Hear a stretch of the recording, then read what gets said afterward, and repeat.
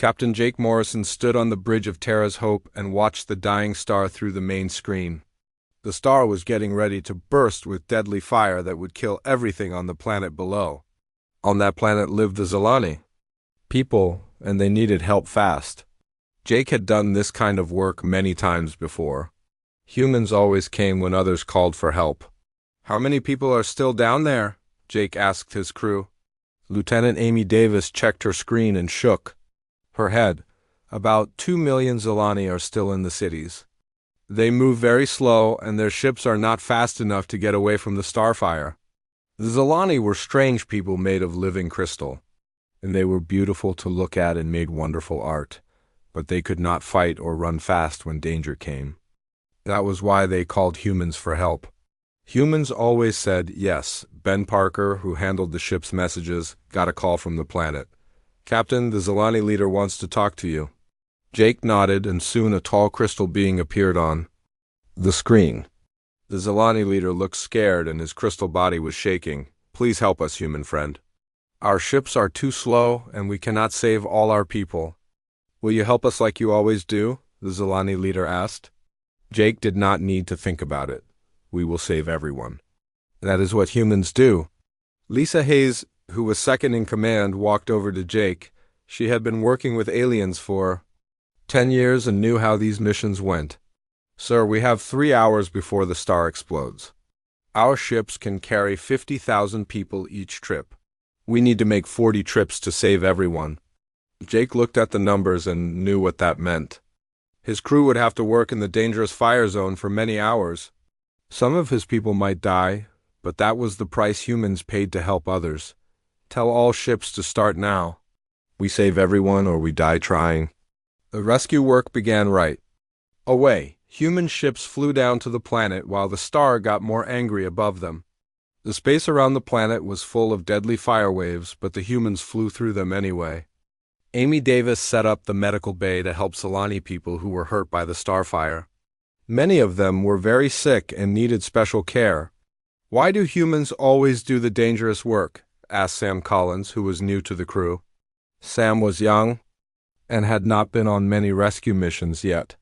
Amy looked up from helping a sick Zilani child and smiled sadly. "Because we are the only ones who will." "Look around, Sam. Do you see any other ships from other species here?" Sam looked at his screen and saw that Amy was right. The Federation had many species in it, but only human ships were here saving the Zilani. The other species were far away where it was safe. They would come later to say thank you and give out medals, but they never came to help with the dangerous work. Ryan Walsh, who took care of the ship's engines, came to the bridge covered in sweat. "Captain, the starfire is making our engines work too hard. If we keep this up, we might lose power and get stuck here." Jake looked at Ryan and then at the planet where millions of crystal people were still waiting to be saved.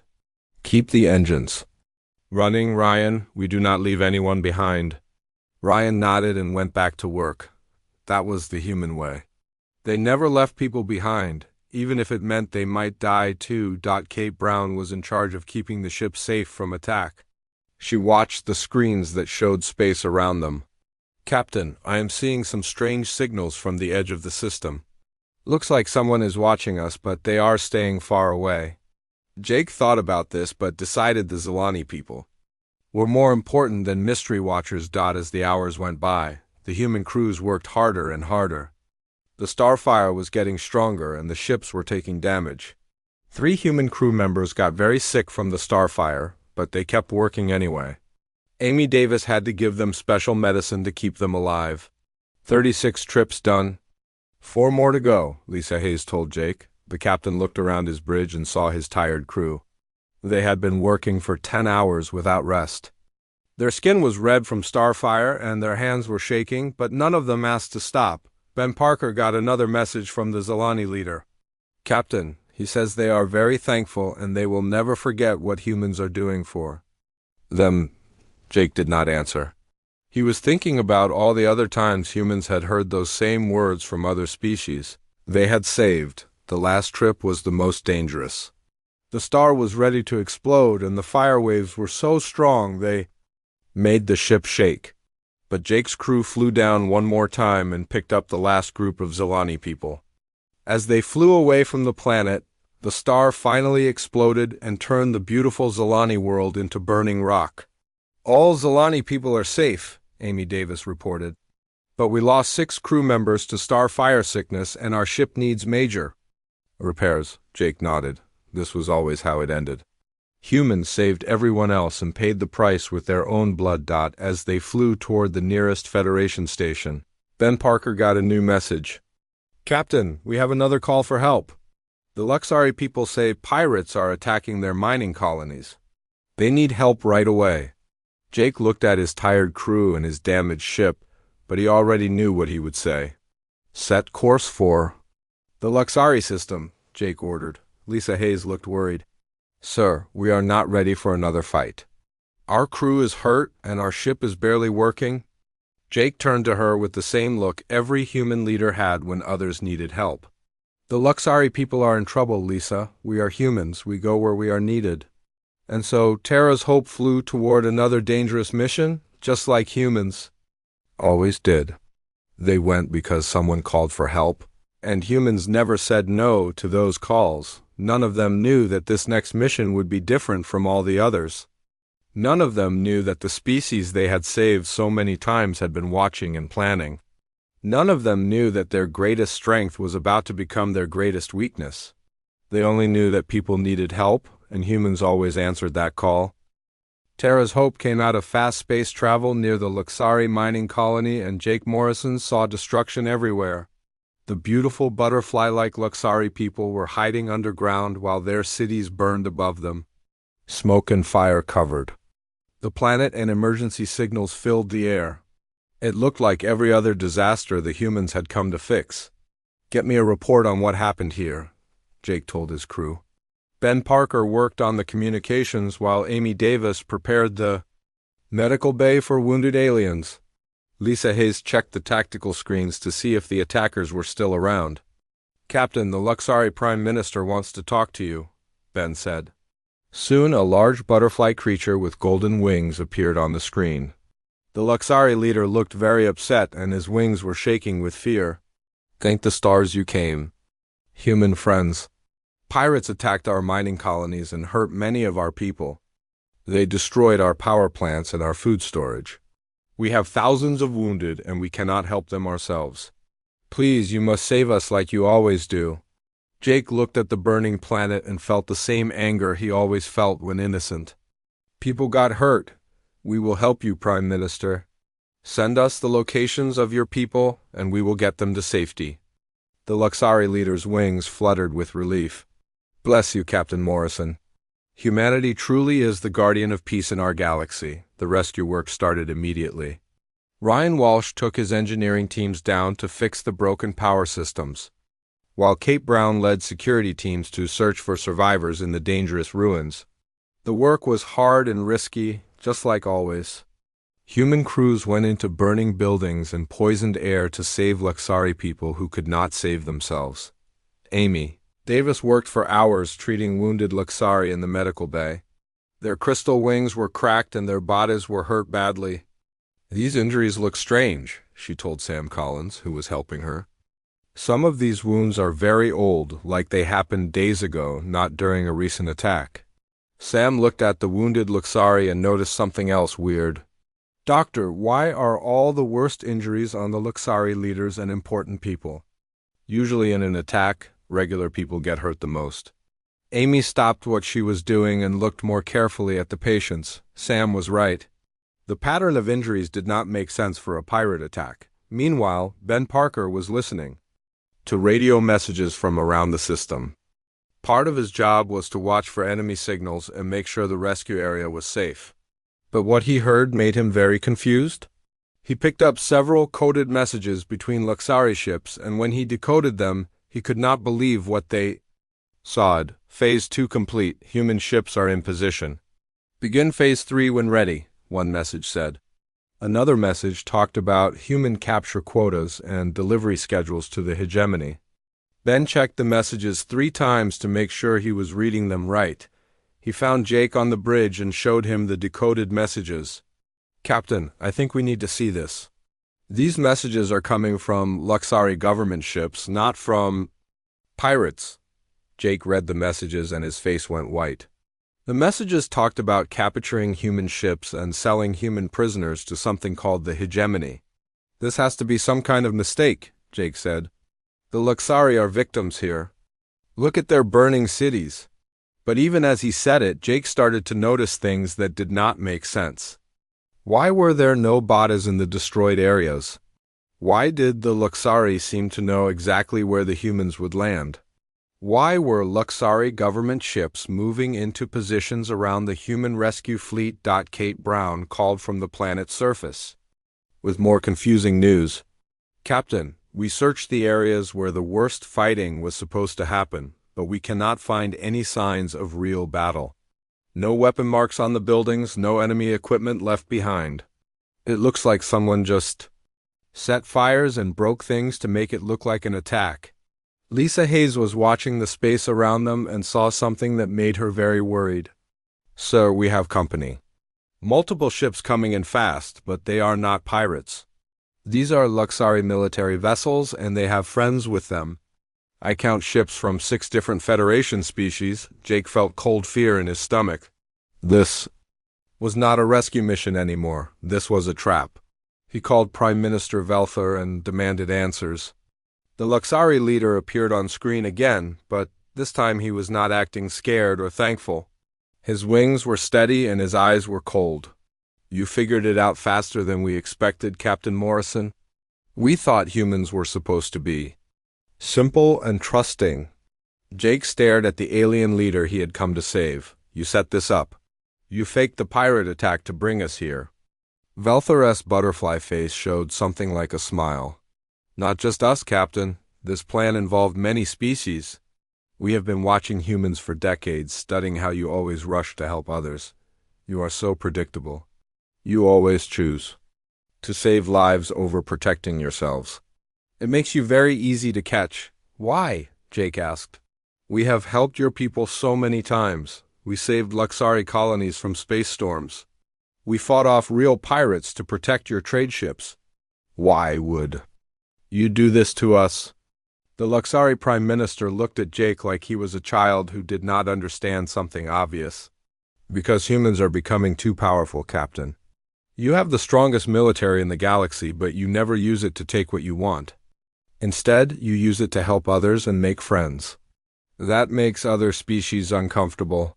We prefer a galaxy where we know what to expect from the strong species. Jake looked at his crew and saw the same shock and anger on their faces. These people they had risked their lives to save had been planning to capture them all along. So you decided to change us by betrayal instead of letting us choose to be helpful.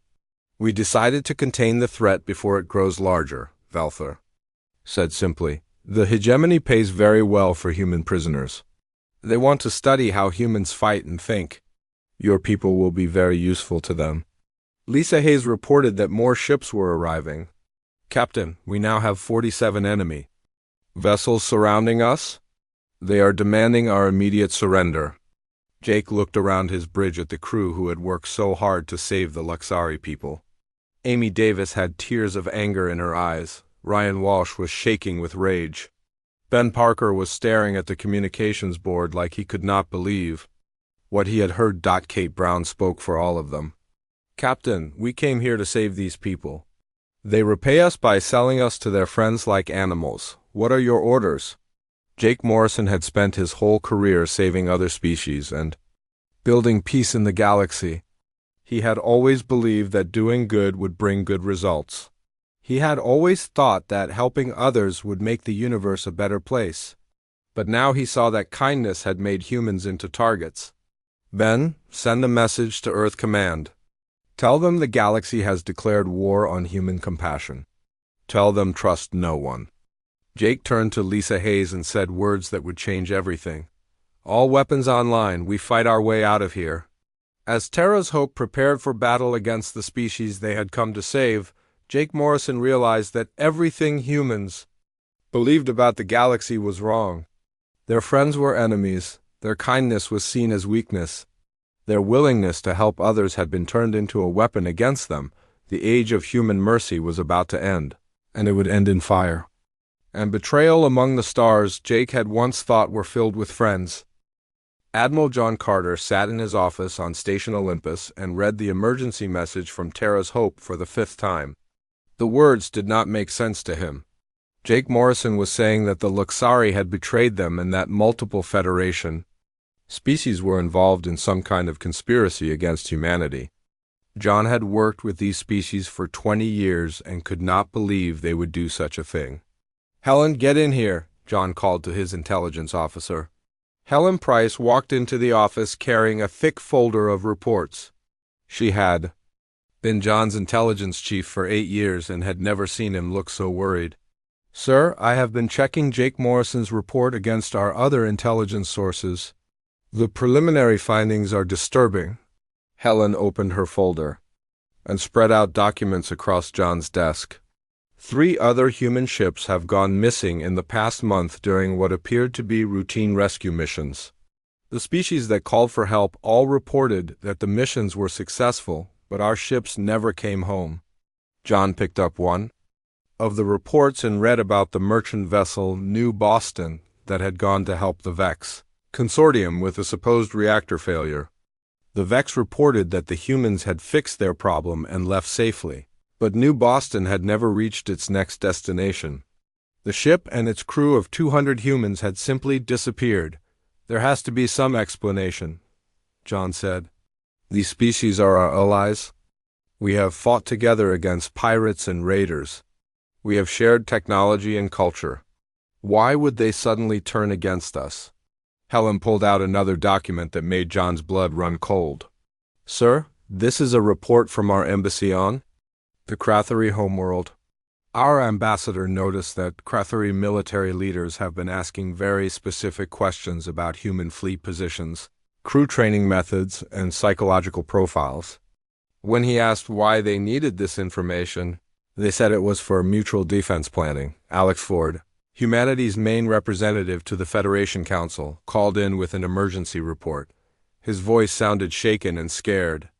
"Admiral Carter, you need to hear this. I just left a closed session of the Federation Council where they discussed something called the Human Integration Project. When I tried to join the meeting, they told me it was classified above my security level." John felt a cold fear spreading through his chest. "What kind of integration project, Alex?" "I do not know, sir, but I heard fragments of conversation through the door. They were talking about phase timelines and behavioral prediction models, and something about final containment protocols. Admiral, I think they have been studying us for years." Dr. Nicole Grant arrived at Station Olympus with more evidence that painted an even darker picture. Nicole was a xenopsychologist who had spent her career studying how different species thought and behaved. She had worked closely with many alien cultures and considered herself an expert on interspecies relations. "Admiral, I have been reviewing every major human rescue mission from the past 10 years, Nicole said as she connected her computer to the main display. "What I found suggests that we have been manipulated on a scale that is almost impossible to believe."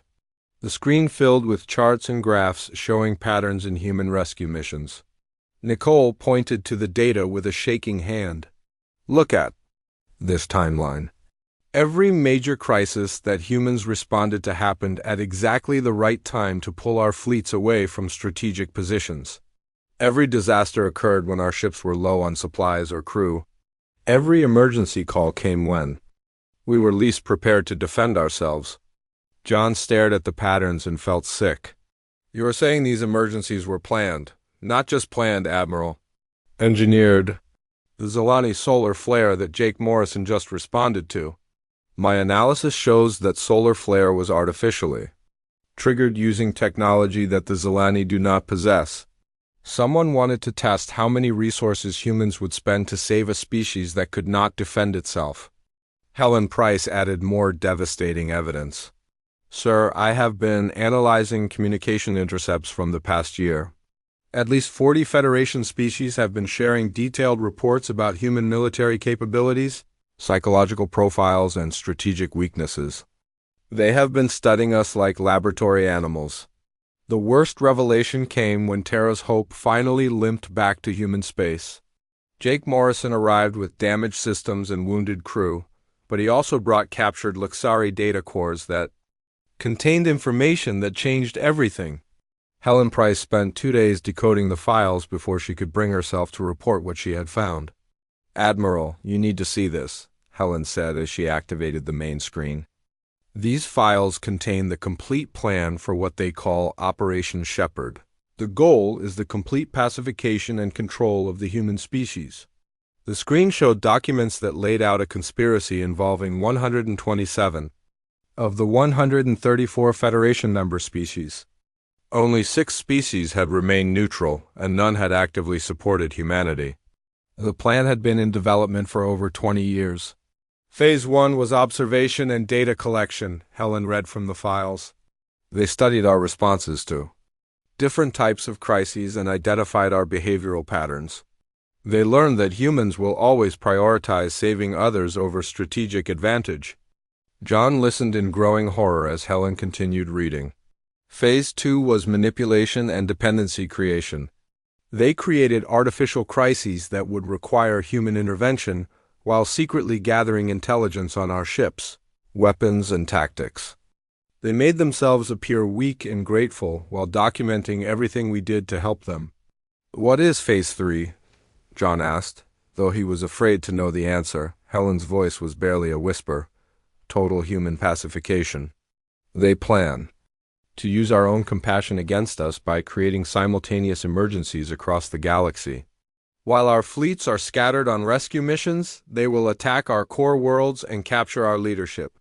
The timeline calls for implementation in 18 months. Alex Ford's voice came through the communication system with more bad news.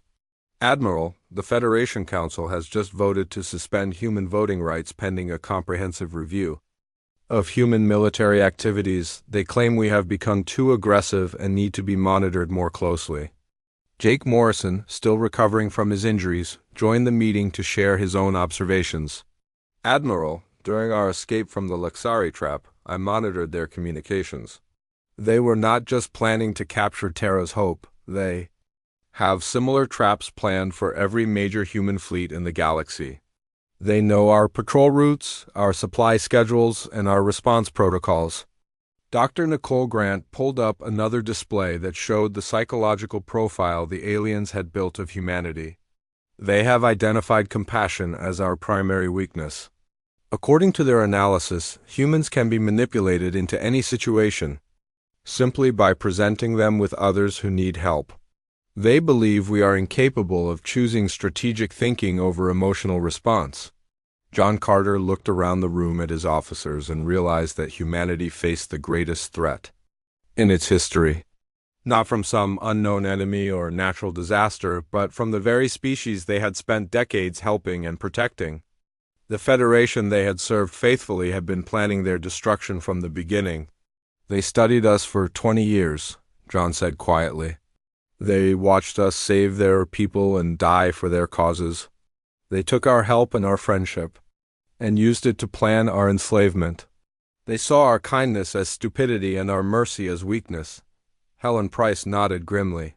"Sir, according to these files, they refer to humans as useful predators who can be controlled through emotional manipulation. They never saw us as friends or equals. They saw us as dangerous animals that needed to be contained." John stood up and walked to the window where he could see human ships coming and going from Station Olympus. These ships carried crews who still believed they were serving a peaceful Federation dedicated to cooperation and mutual aid. They had no idea that every species they had saved was now planning their destruction. "Send out the recall order," John commanded. "Every human ship, every human citizen, every human presence in alien space comes home immediately. From this moment forward, we trust no alien species with human lives." Alex Ford protested from the communication system. "Admiral, if we withdraw from all Federation activities, it will look like an act of aggression. It might provoke the very attack we are trying to avoid." John Carter turned back to face his officers with a look of cold determination that none of them had ever seen before. "Alex, they have already decided to attack us. The only question is whether we will be scattered across the galaxy trying to help them when they do it, or whether we will be ready to defend ourselves and our people. As the recall orders went out across human space, John realized that humanity's age of innocence was ending. They had learned that the galaxy was not filled with friends who appreciated their help, but with enemies who saw their kindness as a tool to be exploited. The species they had died to protect had been planning their destruction all along, and now it was time for humanity to plan their response. The human withdrawal from Federation space happened faster than anyone thought possible. Within 2 weeks, every human ship, station, and citizen had returned to human-controlled territory. Trade routes that had operated for decades suddenly went silent. Rescue services that aliens had depended on for generations simply disappeared. The galaxy woke up to find that humanity had vanished overnight. Admiral John Carter stood in the main command center of Station Olympus and watched the transformation begin. Jake Morrison, promoted to admiral after his survival of the Luxari betrayal, was working with a team of strategists to develop completely new military doctrines. Everything humans had learned about warfare was being rewritten. The old way of fighting was designed to minimize casualties on both sides, Jake explained to the assembled military leaders. We always tried to disable enemy ships rather than destroy them. We always gave warnings before attacking.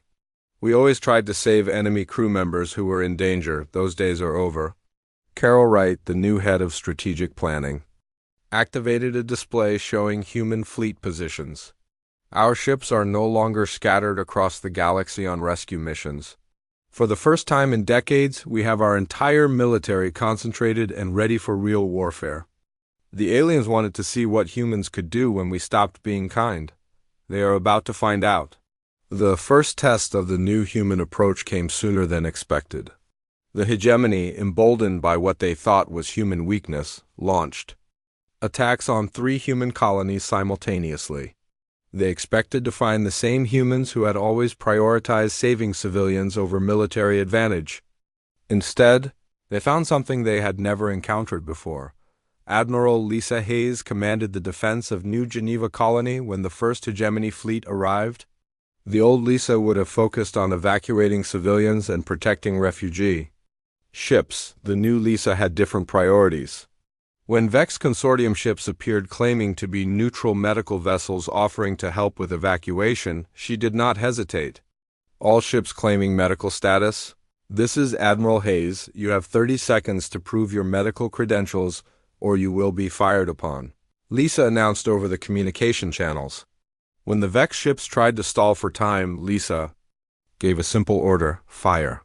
The Vex ships exploded in brilliant flashes, revealing hidden weapons and hegemony troops that had been waiting to attack the human evacuation fleet from behind.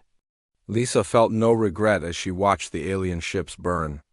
They chose to betray our trust, she told her crew. Now they learn what that choice cost them.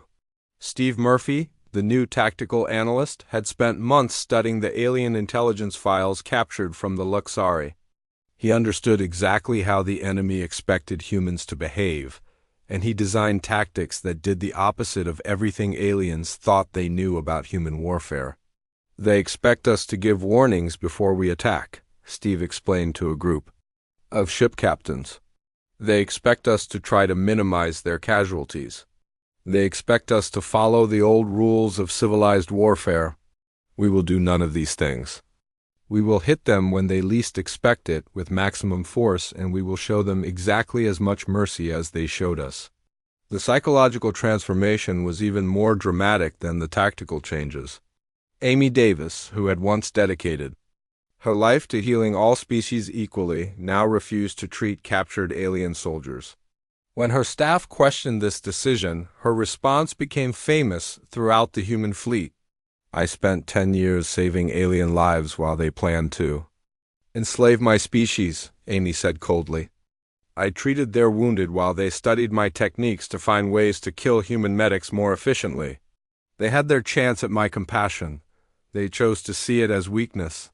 That choice has consequences. The most significant change occurred in human training programs.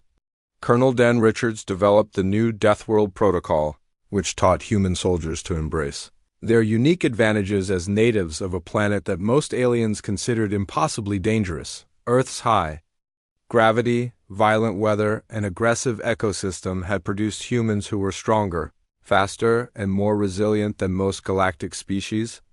"Stop pretending to be civilized," Don told his trainees.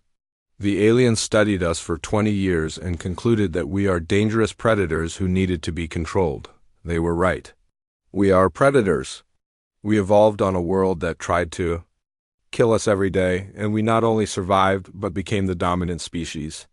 It is time to stop apologizing for what we are and start using it." The new training program taught human soldiers to fight without the restraints of compassion for alien species. They learned to use their superior reaction times, pain tolerance, and endurance not to protect others but to achieve victory at any cost.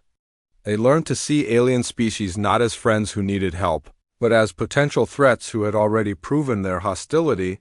The first major test of these new methods came at the Battle of Proxima Station.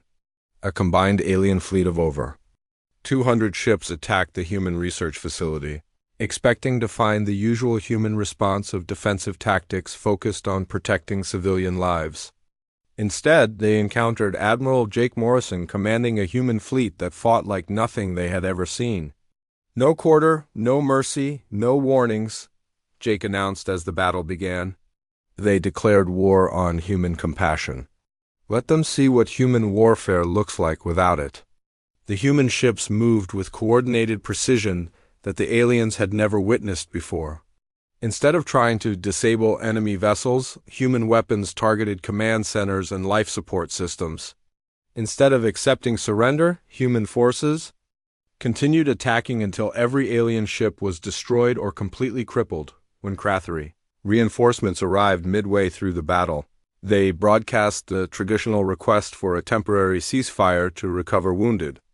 Jake's response became legendary throughout the galaxy. "You studied us for 20 years to find our weaknesses. You found them. Our weakness was caring about your lives. Consider that weakness eliminated." The battle ended with complete human victory and 0 alien survivors. The aliens had expected humans to follow the civilized rules of warfare that protected prisoners and wounded enemies. Instead, they discovered that humans without compassion were far more dangerous than humans. With it, Captain Kate Brown led the boarding parties that searched the destroyed alien ships for intelligence.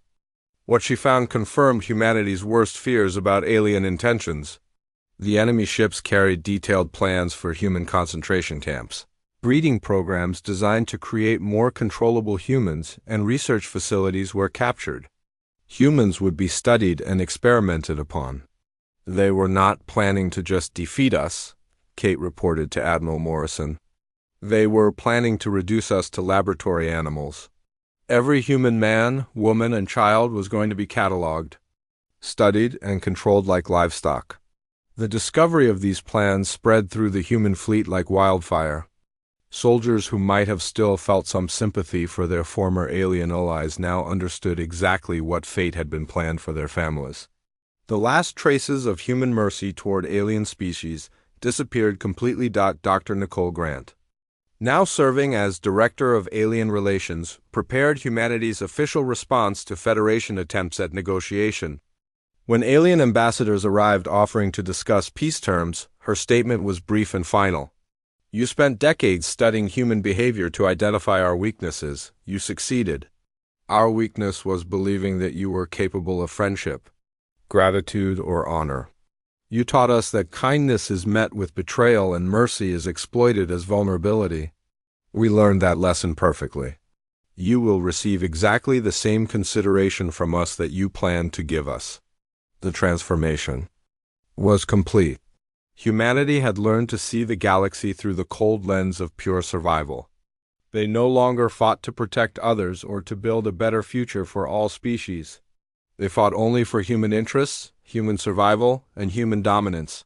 The species that had taught them that mercy was weakness were about to learn what humans could accomplish when they embraced that lesson completely. The galaxy had wanted to see what humans were like without compassion. Now they would find out, and they would discover that their greatest mistake was not conquering humanity, when humans still cared about being merciful to their enemies. 3 years after the Luxari betrayal, the galaxy had learned to fear the species they once manipulated. The hegemony war was ending not with negotiations or peace treaties, but with the complete surrender of every species that had conspired against humanity. Supreme Commander Jake Morrison stood on the bridge of his flagship and watched the final battle unfold. Above the Krathari homeworld, the Krathari had been the leaders of the anti-human conspiracy, and now their beautiful crystal cities were burning under human bombardment. Prime Leader Kethaner sent desperate messages begging for the old human mercy, reminding Jake of all the times humans had saved Krathari colonies from natural disasters. Jake's response was broadcast across the galaxy and became the most quoted statement in galactic history. You taught us that compassion is a luxury we cannot afford. You studied our kindness for 20 years to find ways to exploit it. You saw our mercy as weakness and our friendship as stupidity. Consider this lesson. Learned. Jake cut the communication and ordered the bombardment to continue until the Krathari government surrendered unconditionally. The Vex Consortium, whose economic power had funded much of the anti-human conspiracy, attempted to negotiate by offering massive trade concessions and technological exchanges. Chief Economic Strategist Janet Stone received their ambassadors in a meeting that lasted exactly 5 minutes. We no longer require your permission to take what we need, Janet told the terrified Vex representatives. Your economists spent years calculating how to profit from human slavery. Our economists have spent months calculating how to profit from your defeat. The numbers are very clear. Human fleets began claiming resource-rich systems throughout Vex space without negotiation or compensation. The same efficiency humans had once applied to rescue missions was now used to strip alien territories of anything valuable. Mining operations that had taken the Vex decades to establish were captured and expanded by human forces in a matter of weeks. The Zalani, whose homeworld humans had saved at such great cost just before the betrayal, made desperate attempts to restore their old relationship with humanity. They sent artistic tributes, cultural gifts, and formal apologies for their participation in the conspiracy. Every offering was returned unopened with the same simple message: we are no longer interested in your culture. You showed us yours when you betrayed us. Former Zalani Prime Minister Shelver traveled personally to Station Olympus to beg for an audience with human leadership. Admiral Lisa Hayes, who had once worked closely with Zalani artists and philosophers, agreed to meet with him for exactly 10 minutes. Please, Admiral Hayes, you know me. We worked together for years. You saved my people from the solar disaster. Surely our friendship means something. Shelver pleaded with his crystalline voice shaking with emotion. Lisa looked at the alien leader with eyes as cold as space. I remember you, Shelver. I remember risking my life and the lives of my crew to save your people. I also remember the intelligence files we captured showing that you provided detailed reports on human rescue techniques to the conspiracy. You used our friendship to help them plan our destruction. That friendship is dead. The Federation Council, reduced to irrelevance as species after species fell to human advances, made one final desperate attempt at reconciliation. They offered to prosecute the conspiracy leaders, return all stolen human technology, and guarantee human independence from all future Federation interference. Director of Alien Relations Margaret Wilson delivered humanity's response in a speech that was recorded and transmitted to every inhabited world in the galaxy. You spent decades studying us to find our weaknesses. You succeeded. Our weakness was you. We believed that showing kindness would inspire kindness in return. We believed that saving your lives would earn your friendship. We believed that helping you prosper would make you grateful allies. You taught us that all of these beliefs were naive and dangerous. Margaret continued her speech while the assembled alien ambassadors sat in stunned silence. You have asked us to return to the old ways of cooperation and mutual aid. But those ways were based on trust, and you destroyed That trust when you chose to exploit our compassion as a weapon against us. You cannot betray someone and then ask them to trust you again. The human fleets that now patrolled the galaxy's trade routes were not the same forces that had once protected all species equally. These ships carried crews who understood that their job was to enforce human interests, not to serve as guardians for ungrateful aliens. When pirate attacks threatened merchant convoys, human ships only protected vessels that carried human cargo or flew under human contracts. Captain Sam Collins, who had once been the young pilot asking why humans always did the dangerous work, now commanded his own ship with a crew that understood the new reality. When a distress call came from a Luxari passenger liner under attack by raiders, Sam's response demonstrated how completely human attitudes had changed. "Luxari vessel, this is Captain Collins of the human cruiser New Earth. We have received your distress call. Our records show that your government participated in the conspiracy to enslave humanity. We are not obligated to assist you. However, we are willing to provide protection in exchange for immediate payment of 50,000 credits and a formal acknowledgement of human superiority." The Luxari captain, desperate to save his passengers, agreed to the terms immediately. Sam's crew destroyed the pirate ships with ruthless efficiency, but when the Luxari captain tried to thank them afterwards, Sam cut him off coldly. This was a business transaction, not a rescue mission. You paid for our services, and we delivered them. Do not mistake this for the friendship your people chose to destroy. Dr. Amy Davis, who had once treated all species with equal compassion, now served as Director of Human Medical Services with policies that reflected the new galactic order. When alien species requested access to advanced human medical technology, her department's response was swift and clear. Human medical advances are the result of research funded by human lives and human resources. The species requesting access chose to plan our destruction rather than our cooperation. They will receive medical assistance only in exchange for territorial concessions, technological transfers, or other considerations that benefit humanity directly. The psychological impact of humanity's transformation rippled through the galaxy in ways that no one had anticipated. Species that had considered humans to be useful but controllable found themselves facing a force that was utterly unpredictable by their old calculations. The aliens had built their plans around the assumption that human behavior could be manipulated through emotional appeals. But those appeals no longer worked. Ryan Walsh, now an admiral in charge of human engineering corps, demonstrated this change. When the Vex Consortium requested human assistance with a critical infrastructure failure that threatened millions of alien lives, the old Ryan would have immediately organized a rescue mission. The new Ryan sent a simple message in response. "We have received your request for emergency assistance. Our engineers are available for hire at standard commercial rates plus a 20% hazard fee. Payment must be received in advance. We are also willing to purchase your failed infrastructure at salvage prices if you prefer that option." The most dramatic demonstration of humanity's transformation came during the siege of the Krathari capital world. As human forces prepared for the final assault, desperate Krathari leaders broadcast images of their civilians, including young Krathari children, throughout the galaxy. The old humanity would have been moved by such appeals and would have sought ways to minimize civilian casualties. Supreme Commander Jake Morrison's response became the defining moment of the new galactic order. "You are showing us your children and asking us to spare them out of compassion. 3 years ago, we would have. But you taught us that compassion is a weakness to be exploited. You studied our protective instincts toward the innocent and planned to use those instincts against us. You forfeited the right to appeal to our mercy when you chose to see that mercy as a tactical vulnerability. The final surrender came not through negotiation but through complete alien capitulation.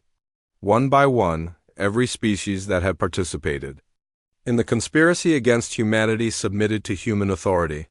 They accepted human administrators, human laws, and human oversight of their governments.